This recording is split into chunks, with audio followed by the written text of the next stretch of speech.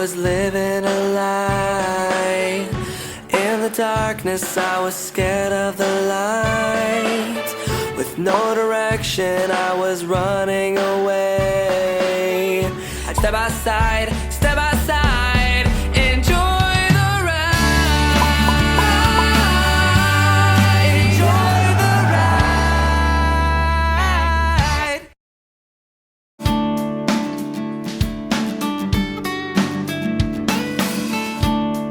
At the end of every circle, there is an agreed action. So there's like 4 steps, and the last is agreed actions. So that's what I'm going to demonstrate here, since we have a little bit more time in this situation. So I always kind of pull out a pen and paper, and I say, well, you know, usually there's something that, so I say, does anybody have anything to offer? You know, an agreed action. Usually it's like, we'll come again. So we'll come back. That's kind of what you're driving at without saying anything. You just want, I heard Bill say, and I heard her say, yeah, let's come back. So that's what you're kind of driving at a little bit. So you're trying to get consensus there. But what would you like to offer to do before the next time we come back, if anything? Does anybody have any offers that they'd like to make? You say offer on like... Offer like, okay. I offer to participate again in the next circle. Well, I'm willing to participate as well in the next cycle as well. And if there's another circle, I'll be willing to participate with you as well. Ditto. I would like to come back, but I would like to bring my best friend so she can talk, if that's okay. So let's see what we do with that one. She just threw me a zinger, okay. She wants to bring somebody in. And what would I do? I guess I would, thank you for that zinger. I guess I would say, okay, so now you remember the process, right? That you had some people that you wanted to bring to the circle. And when I pre-circled Molly, she didn't mention wanting to bring her friends. But now she'd like to bring, what's your friend's name? Say Crystal. Crystal, okay. Crystal. So, are you good with having Crystal come to the next session? Well, by all them, they're welcome. Okay, so Crystal. So, who wants to contact Crystal to, we'll pick a date. It looks that we all agree on, which that's a hard part too, getting everybody a date where everybody can do it. But we try to do it in the moment. Usually what I like to do is, like, if it's a Tuesday at 11, how about 4 Tuesdays from now at 11, right? So we try to keep that consistency of the date, but that doesn't always work. So what, pardon? So it is what I'm just talking right here about. It will continue even if I'm not here, because there's times that I cannot get off from work because of the hours what I work from 7 to 3:30. So I don't know how you guys gonna continue that. So I don't know if will be a thing. Well, when is everybody available? And then what we'll do is somebody will contact Crystal. So we'll pick a couple of dates here, look at our calendars, and let's make it, today's Friday. Why don't we make it 2 Fridays from now? This is all hypothetical. Hypothetical, right? So I'm available same time for... Actually, I'm not. Well, 2 Fridays from now I am. So make it at, are you available at 3 o'clock? When did you say your work was? I work from 7 to 3:30. But I might can just ask the boss to see if I can leave early, at least an hour early. If that work, probably will be able here to come here around 3. If Okay. I don't have my son. Okay. Teaching moment. That's exactly what usually happens. They say, "I can't make it. We have a teacher. I can't make it." Oh, and then nobody could make it on MEA, and then they make it. So you just you have to. It's a consent process. So now we're inviting Crystal in. So what we'd be doing is checking calendars, and so let's just assume 3 p.m. Are you available, Molly? I just need to check with my work. Okay. Do you want to do that right now? So we're in the flow.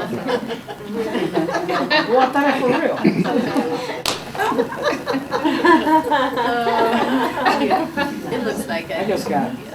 And I don't even, if Tom's not in the room, I don't even assume. I mean, I learned so much about myself because I'd be telling everybody, okay, yeah, Lori can be here, and Tom can be here, and not even considering their schedules.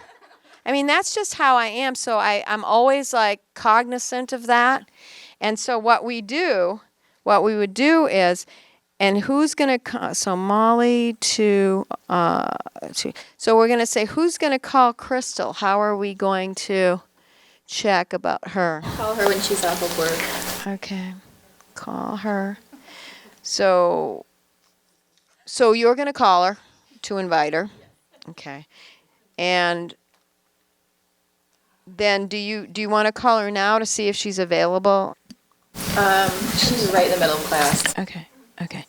So you're going to agree to call. When exactly are you going to call Crystal? Tonight I'll call her. Okay, tonight. Molly will call Crystal tonight to invite her. So we're all going to be here. We'll be here in the office here. Okay. So we'll be location Savage. Would you ever prompt, knowing that, like, what she'd said was, I would appreciate it if you would apologize. If you knew that there was a request like that, would you ever prompt one of them to respond to that request, or would you just let that go? Well, it's between them. He heard it. Actually, he probably didn't hear that.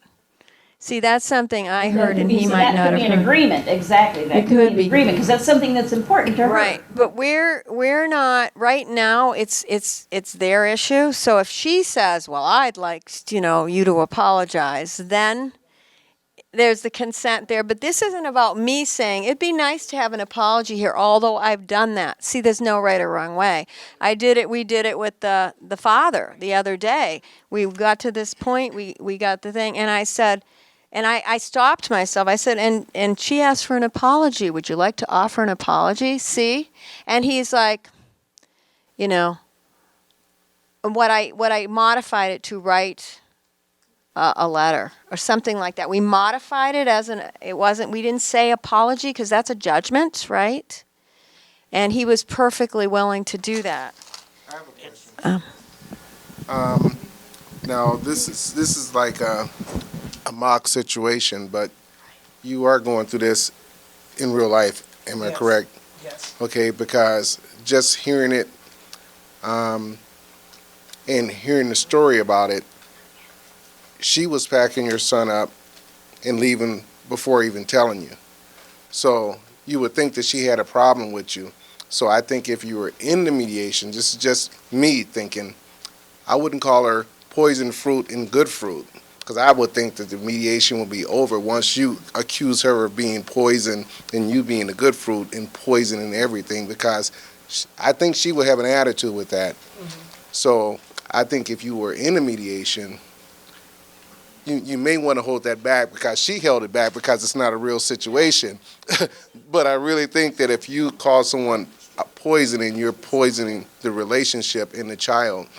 I think a parent would be more aggressive or be combative towards the whole situation. Sure. So I would think that Thank you. you kind of have to give and take on the whole situation. Okay, so that's advice. We can certainly, give advice, but that's not what we're here for as facilitators.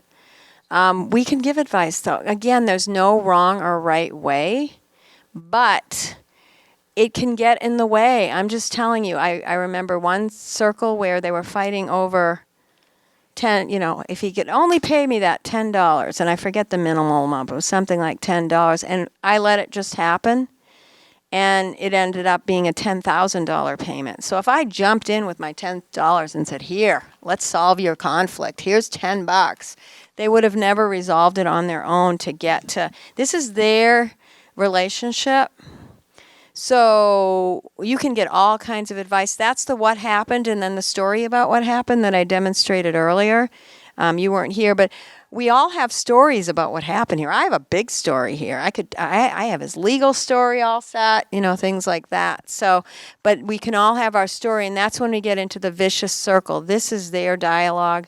This is what they're going to do something. I'm not sure what it is. I can't impose it on them, but you can. There's no right or wrong way. So if you felt, I said apology, and then I kind of stopped myself. But that's what I thought. And real quickly, Dawn, when she was acting as Molly, she said, "I'm done now." She just reserved it, and that dialogue could have came forward to Bill, then, and it can be addressed. So that's keeping that communication, because that's where is there more, and she just reserved it now.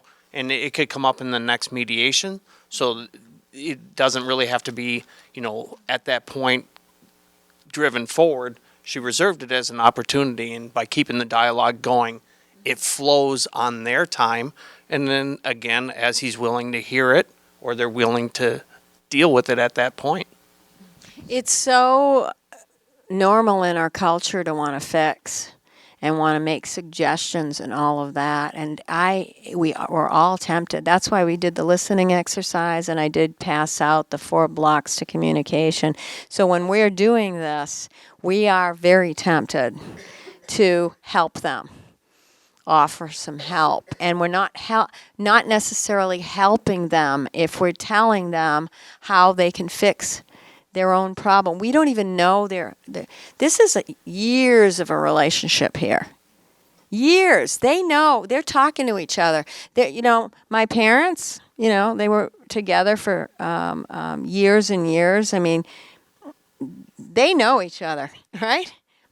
A look, they probably hear things, just by a look or whatever. So that they're communicating in a whole different heart. We're trying to get to the heart-to-heart with them. Not the words, not the actions, but the heart-to-heart with them. So back to any other questions or comments? It is a question. It made me think about when Dawn was asking about the accountability piece. Is there a place to ask for apology?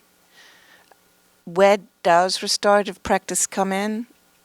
Does it ever come in this process, or is that something entirely different?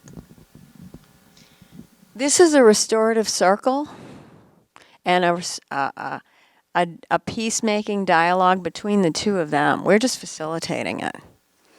We're not in, maybe if I was the kid, I might have a suggestion, because we're not in we're in their circle, but we're not in their family circle. We're just facilitating communication. So I'm not fixing anything. We've seen relationships restored. And restoring to me just means they can talk sometimes and not need me. Remember, I said not need a facilitator. So this is the process. There is no end to it. Oh, okay, we're all done. Now, we have an agreement here. We're all done. It's a holistic, fluid, restorative process where it's so hard to explain. Like, people say to me, well, how do you know it works? And I basically say, because I haven't heard back from them. And then and you just see it. It's almost like you see it in their eyes that they're restored. You just, don't you? I mean, you just see that we've it's like a doctor who gives you an aspirin. It's so simple, and yet it takes away the headache, right? But they're not asking you if your headache's gone away. They already know. We've done the dialogue. We know something. There's always an impact, always, no matter what. Even from that first phone call, when they call for help, you're impacting them.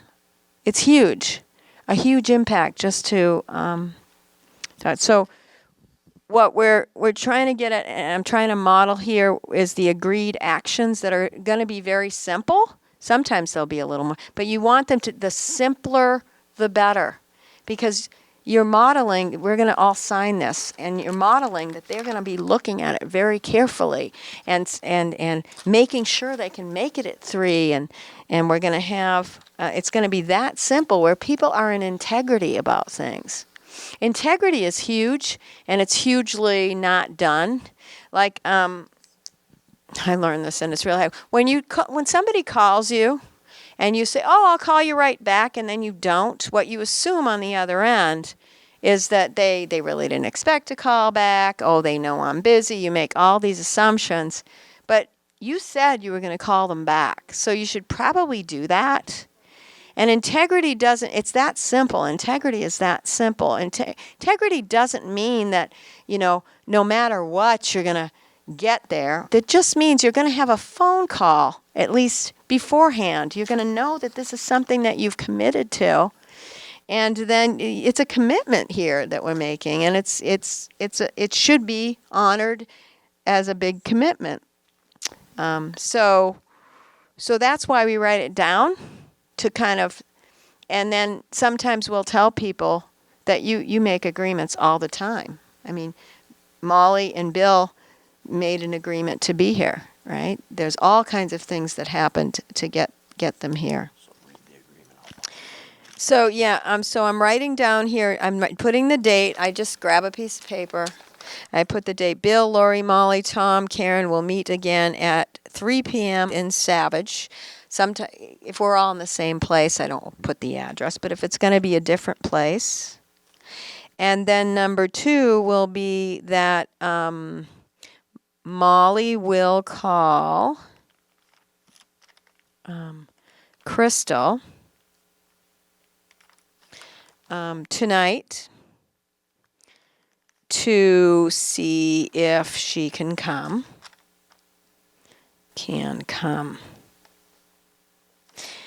And then I might ask, what happens if she can't come? Then we might need to change the date, okay? Because we need everybody to be available. So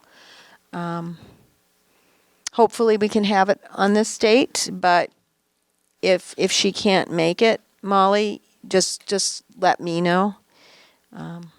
So Michelle, Molly, can I ask a question sure. while you're doing this?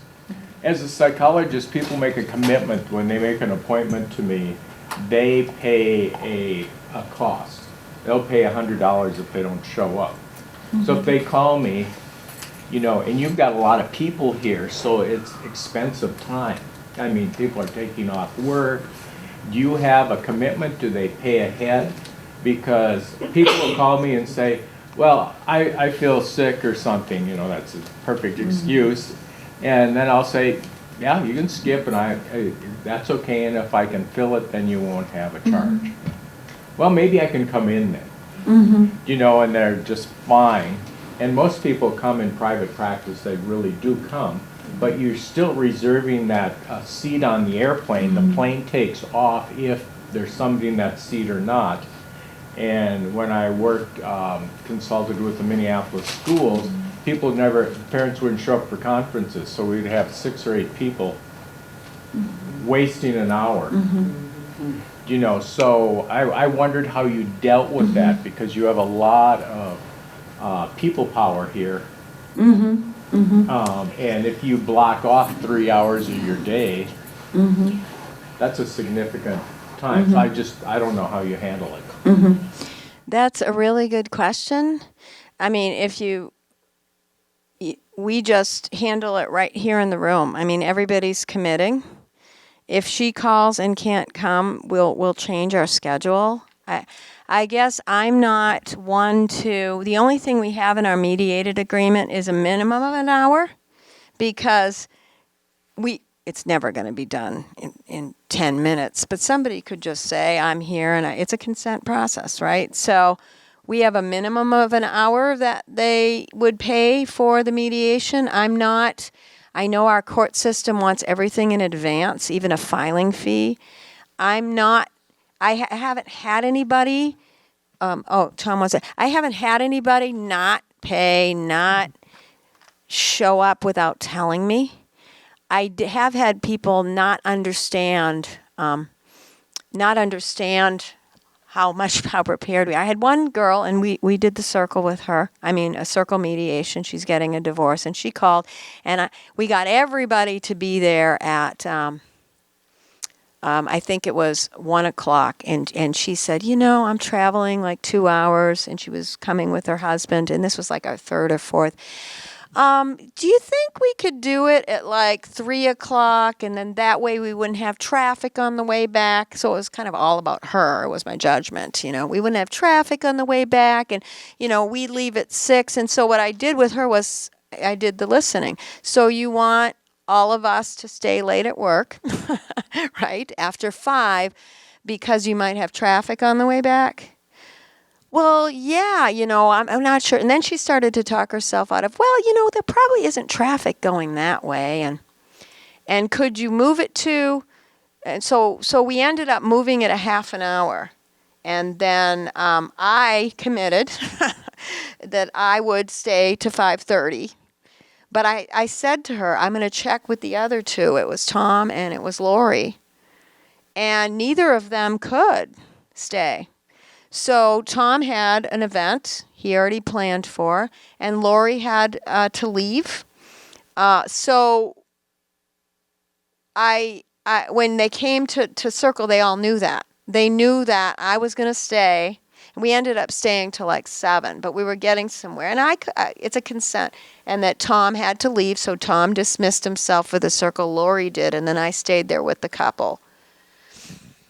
So Brian, to get to your point, I think when people know that they have advocates and there's more than just one person and they want to resolve their issue, knowing that there's people also, I think they are more obligated to keep it. And we never had an issue with people backing out, because we're here to hear, and we let them know that we're advocates. So we're just here to help both of them, and it's never been an issue because they want resolved. And I think when they have a nonpartisan ear to hear it, they will not cancel. And these items are strictly in your materials. I don't know if you have those materials yet, but there is this process that I'm doing, and I'm just doing it the way I do it now. This offer, I think you also can. Does anybody have a request? You can actually say that, which goes along with what Dawn was saying. Does anybody have a request? And then an offer, but the request isn't a demand, right? So I like to start with offers first, because then you're getting people offering rather than, I request you write an apology letter or something like that. It kind of it changes the mood of things. But I'm going to request, since you're going to call Crystal, that Molly will tell Crystal that we're all going to be on this date, and see if she can try to commit to this particular date. If that's okay, so I'm writing. We'll tell Crystal the date and time are important because we have a lot of people that are going to be here. So good, right? We'll tell Crystal date and time important. Thank you. Let's give a hand for Bill.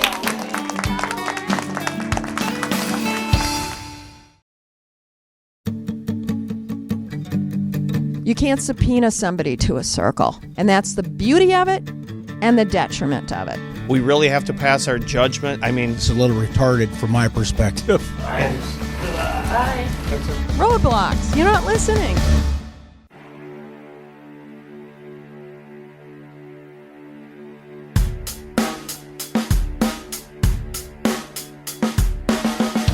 That bike is sexy.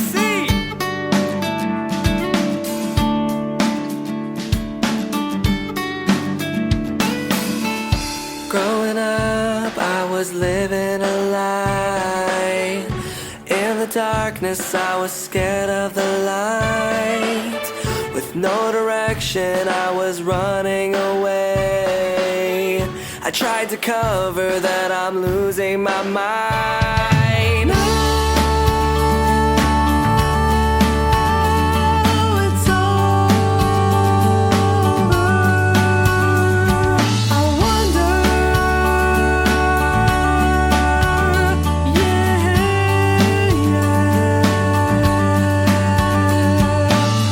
A new beginning, it's a new way of life. Another chapter, why not give it a try? This hopeful journey needs an open mind to discover the treasure inside.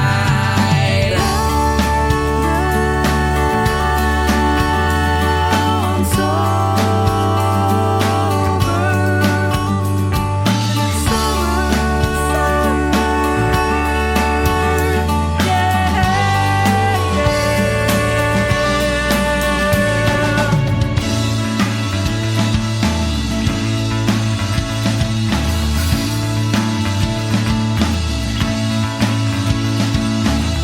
The clouds are running away.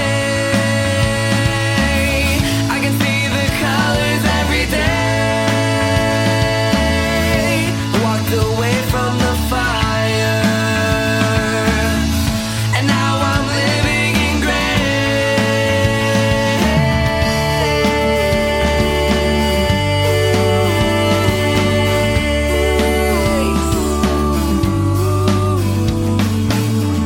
You never know the world until you open your eyes. Never see the truth until you look past the lies. Mother Nature is waiting for you to arrive. Step outside, step outside, enjoy the ride. Yeah, yeah, yeah. Do-do-do-do. La, da, da, da, da.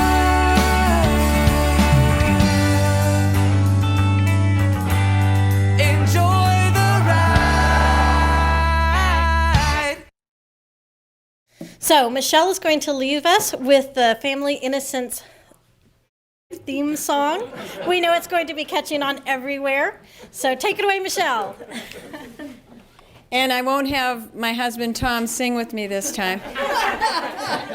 Or me. You guys are all blessed. Okay. Camera. Start spreading the bird, beginning today. We want to be no part of it, the family court. The bird is the word.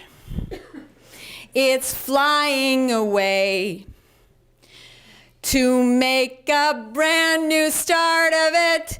No family court. We want to wake up in a household where we can sleep instead of fearing a judge ready to peep. These family court blows are melting away. We will get to the heart of it with no delay. If we can do it here, we'll do it everywhere. No family court, no family court. One more line. If it is not a crime, we are not doing time in family court. No